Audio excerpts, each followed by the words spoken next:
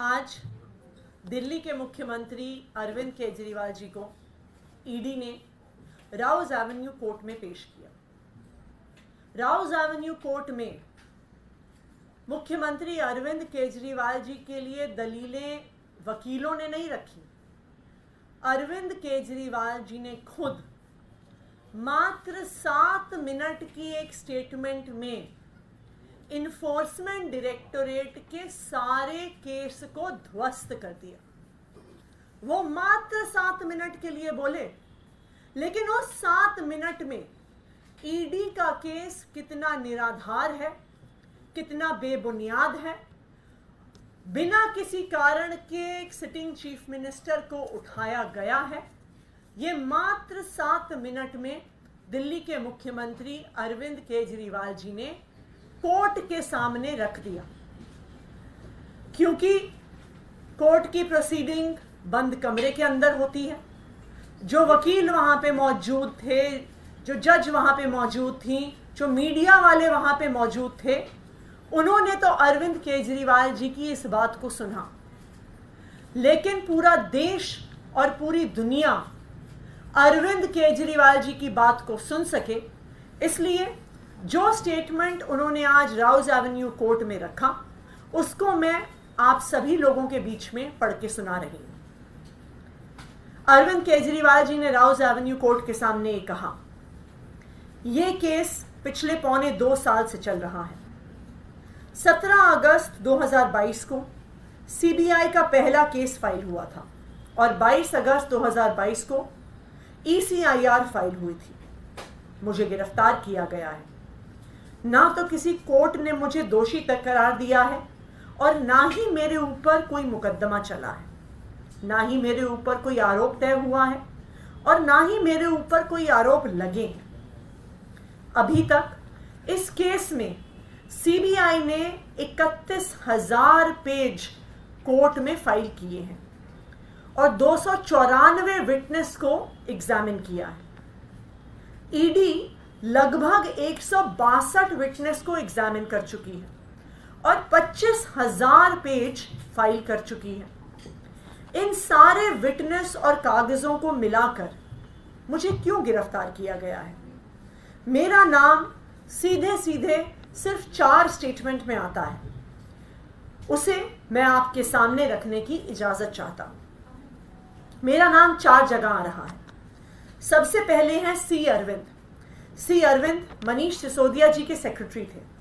उन्होंने ये बयान दिया कि एक दिन वो मेरे घर में मेरी मौजूदगी में उन्हें मनीष सिसोदिया जी ने कुछ एक्साइज के डॉक्यूमेंट हैंडओवर किए। उन्होंने ये नहीं कहा कि कुछ पैसे दिए, ऐसा कोई भी आरोप नहीं है।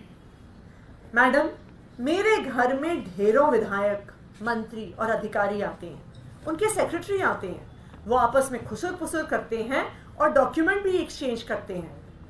मुझे क्या पता कि कौन किसको क्या दे रहा है? क्या ये एक बयान एक मौजूदा मुख्यमंत्री को गिरफ्तार करने के लिए काफी है? मगुंटा श्रीनिवास रेड्डी MSR, ये जगन रेड्डी की पार्टी के सांसद थे। MSR एक दिन 16 मार्च 2021 को 4:30 बजे मेरे दफ्तर आए। इससे पहले उन्होंने 10 दिन पहले मुझे ईमेल लिखी थी, मैं एक सांसद हूं और मुख्यमंत्री से मिलना चाहता हूं। मेरे ऑफिस से उन्हें 10 दिन बाद के मिलने का समय दिया गया। वो 4:30 बजे मेरे पास मिलने के लिए आए। मैं किसी वजह से जल्दी में था, तो उन्होंने मेरे से कहा कि मुझे दिल्ली में अपना फैमिली चैरिटेबल ट्रस्ट खोलना है, उसके लिए मुझे जमीन चाहिए। हमने कहा कि जमीन हमारे अंडर नहीं आती है, LG साहब के अंडर आती है। आप चिट्ठी दे दीजिए, मैं LG को ये चिट्ठी पहुंचवा दूंगा। 16 सितंबर 2022 को उनके घर पे रेड होती है। उनसे पूछा जाता है कि क्या आप केजरीवाल जी से मिले थे? उन्होंने कहा कि हाँ, मैं मिला और मैं केजरीवाल जी से अपनी फैमिली ट्रस्ट के लिए जमीन मांगने के लिए गया था। ये 16 सितंबर 2022 को सेक्शन 17 में जिक्र है। 5 महीने के बाद 10 फरवरी को उनके बेटे को गिरफ्तार कर लिया जाता है। उसके बावजूद वो अपनी स्टेटमेंट पर कायम रहते हैं। जब 5 महीने तक उनका बेटा गिरफ्तार रहता है, तो फिर वो टूट जाते हैं। 16 जुलाई उनके पिताजी अपना स्टेटमेंट बदल लेते हैं। 16 जुलाई को वो अपना बयान बदल लेते हैं और 18 जुलाई को उनका बेटा छूट जाता है। उसके बाद उनका कोई स्टेटमेंट नहीं आता। बयान पर बयान हो रहे थे जब तक वो अपना बयान मेरे खिलाफ नहीं दे रहे थे। जैसे ही उन्होंने मेरे खिलाफ बयान दिया, बेटा भी छूट गया और बयान होने भी बंद हो गए और 3 अक्टूबर को माफीनामा भी हो गया। मिशन कामयाब हो गया। इसका मतलब ईडी का मकसद केवल और केवल मुझे फंसाना था। सेक्शन 50 में एमएसआर के 3 स्टेटमेंट हुए, तीनों बराबर हैं। इनमें से एक एक स्टेटमेंट को ही तवज्जो क्यों दी गई? क्या जांच की गई कि इनमें से एक सही है और बाकी 2 गलत हैं? जो 25,000 पेज ईडी ने फाइल किए, उन 25,000 पेज में जो केजरीवाल के खिलाफ वाला स्टेटमेंट है सिर्फ उसको लगाया गया, बाकी दोनों स्टेटमेंट्स दबा दिए गए। आखिर ऐसा क्यों है? कोर्ट के सामने तीनों स्टेटमेंट लाने चाहिए थे ताकि कोर्ट डिसाइड कर सके कि सच्चाई आखिरकार क्या है। तीसरा स्टेटमेंट है उनके बेटे का, राघव मगुंटा। राघव मगुंटा को 16 सितंबर को उसके घर पर रेड होती है और उसका बयान लिया जाता है। 10 फरवरी को उसको गिरफ्तार किया जाता है। उसके बाद उसके 5 बयान लिए जाते हैं। उसमें वो यही बोलता है जो उसने पहले बोला है। 5 महीने तक वो जेल में रहता है। उसके बाद 16 जुलाई को जब पिताजी बयान बदल देते हैं तो 18 जुलाई को उसको छोड़ दिया जाता है। उनके 7 बयान हुए जिसमें से 6 में वो मेरे खिलाफ नहीं बोलते और 7वें में जैसे ही वो मेरे खिलाफ बोलते हैं उसके बाद उनका कोई स्टेटमेंट नहीं होता है। उनको जेल से छोड़ दिया जाता है, उनको माफीनामा दे दिया जाता है। ये जो 6 स्टेटमेंट हैं ये रिकॉर्ड में नहीं लगाए जाते। चौथा है शरद रेड्डी। शरद रेड्डी के केस में 16 सितंबर में उसके यहाँ रेड हुई। उसने मेरे खिलाफ कुछ नहीं बोला। 9 नवंबर को उसने मेरे खिलाफ कुछ नहीं बोला। 10 नवंबर को उसकी गिरफ्तारी हो गई। उसके बाद उसके 9 बयान दर्ज किए जाते हैं जिसमें वो मेरे खिलाफ कुछ नहीं बोलता। उसके बाद 6 महीने गिरफ्तार रहने के बाद 25 अप्रैल को वो टूट जाता है और वो केवल इतना कहता है कि मैं विजय नायर के साथ सीएम साहब के पास गया था। सीएम साहब जल्दी में थे तो सीएम साहब ने कहा कि विजय के टच में रहो, विजय अच्छा लड़का है। मैं केवल ये जानना चाहता हूं कि क्या ये 4 स्टेटमेंट एक मौजूदा मुख्यमंत्री को गिरफ्तार करने के लिए पर्याप्त हैं? नंबर 2, जो 30,000 पेज फाइल किए गए हैं, ये 30,000 पेज के अलावा 1 लाख पेज ईडी के दफ्तर में पड़े हुए हैं जो हमारी बेगुनाही साबित करते हैं, जो हमारी बेगुनाही के सबूत हैं। उनको कोर्ट के सामने नहीं लाया गया। शराब घोटाले का पैसा आखिर कहां है? आरोप लगाया जा रहा है कि 100 करोड़ रुपए किसी साउथ लॉबी ने शराब की पॉलिसी बनाने के लिए आम आदमी पार्टी को दिए। यह जस्टिस संजीव खन्ना का ऑर्डर है। इस मौके पर अरविंद केजरीवाल जी ने, जो जज साहिबा थी, उनको जस्टिस संजीव खन्ना जी का ऑर्डर पकड़ाया। जस्टिस संजीव खन्ना के ऑर्डर में पेज 22 के पैराग्राफ 12 में कहा गया है कि 100 करोड़ रुपए रिश्वत का मामला डिबेट के लायक है। It is debatable. इसका मतलब है कि ये रिश्वत का मामला संदेह में है। इसका मतलब इस रिश्वत के मामले का कोई भी सबूत नहीं है। असली शराब घोटाला शुरू होता है ईडी की जांच के बाद। जब ईडी की जांच शुरू होती है, ईडी की जांच के 2 मकसद थे। पहला मकसद था आम आदमी पार्टी को क्रश करना, आम आदमी पार्टी को भ्रष्टाचारी साबित करना, खुद फैलाना कि आम आदमी पार्टी ने शराब घोटाला किया है। ईडी का दूसरा मकसद था इसके पीछे एक एक्सटॉर्शन रैकेट चलाना जिसके जरिए वो पैसा इकट्ठा कर सके।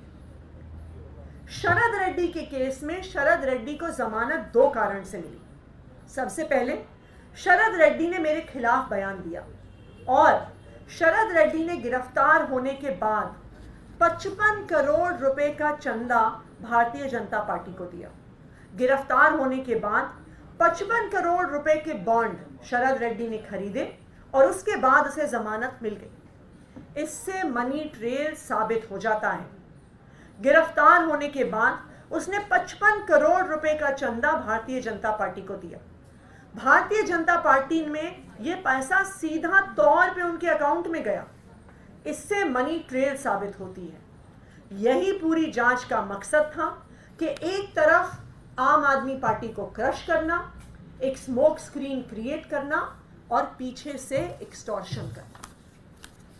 ये बयान आज दिल्ली के मुख्यमंत्री अरविंद केजरीवाल जी ने राउज एवेन्यू कोर्ट में दिया। ये बयान साफ साफ साबित कर देता है कि उनको सिर्फ 4 ऐसे बयान के आधार पर गिरफ्तार किया गया है जिन बयानों का कोई आधार नहीं है, जिन बयानों को देने से पहले उन व्यक्तियों ने कई ऐसे बयान दिए जहां पे उन्होंने कहा हम अरविंद केजरीवाल को नहीं जानते, हम अरविंद केजरीवाल को नहीं मिले, लेकिन महीनों में जेल में रहने के बाद उनके बयान पलट जाते हैं। तो आज अरविंद केजरीवाल जी ने राउज एवेन्यू कोर्ट के सामने अपना पूरा बयान रखकर ईडी के सारे केस को ध्वस्त कर दिया। आज अरविंद केजरीवाल जी ने अपना बयान सामने रखकर पूरे देश के सामने यह साबित कर दिया कि ईडी का असली मतलब है एक्सटॉर्शन डायरेक्टरेट, कि ईडी का प्रयोग किया जाता है एक्सटॉर्शन करने के लिए। और असली शराब घोटाला शुरू हुआ ईडी की जांच के बाद, जब इस शराब घोटाले की जांच के माध्यम से पैसे शराब कारोबारियों से एक्सटॉर्ट किए गए। Thank you.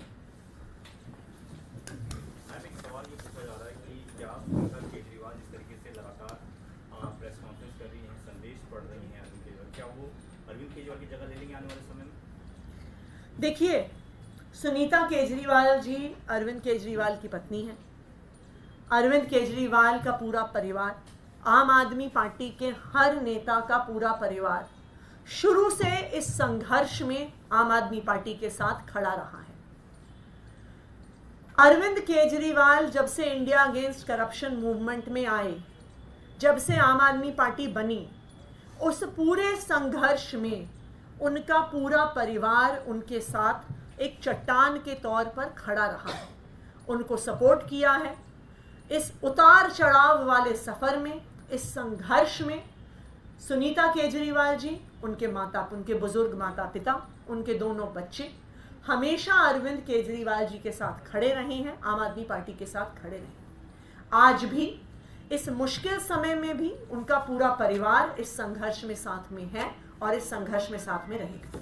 छगन भुजबल के बाद अब प्रफुल्ल पटेल से जुड़े हुए करप्शन के मामले को सीबीआई ने क्लोजर रिपोर्ट फाइल कर दी है। देखिए, ये बिल्कुल साफ है कि ईडी और सीबीआई का प्रयोग विपक्ष को खत्म करने के लिए किया जा रहा है। विपक्ष के सभी नेताओं के ऊपर एक एक करके केस लगाए जाते हैं। जो भारतीय जनता पार्टी में आ जाता है उसके ऊपर केस खत्म कर दिए जाते हैं। छगन भुजबल के केस में ऐसा हुआ कि ईडी ने कहा कि हमारी फाइल खो गई है इसलिए हम केस बंद कर रहे हैं, और आज फिर से यही मामला सामने आया है। तो ये बिल्कुल साफ है, जो भारतीय जनता पार्टी में जाएगा वो भारतीय जनता पार्टी की वॉशिंग मशीन से धुल जाएगा। जो भारतीय जनता पार्टी का विरोध करेगा वो सत्येंद्र जैन, मनीष सिसोदिया, संजय सिंह और अरविंद केजरीवाल जी की तरह हिरासत में रहेंगे, जेल में रहेंगे। मैं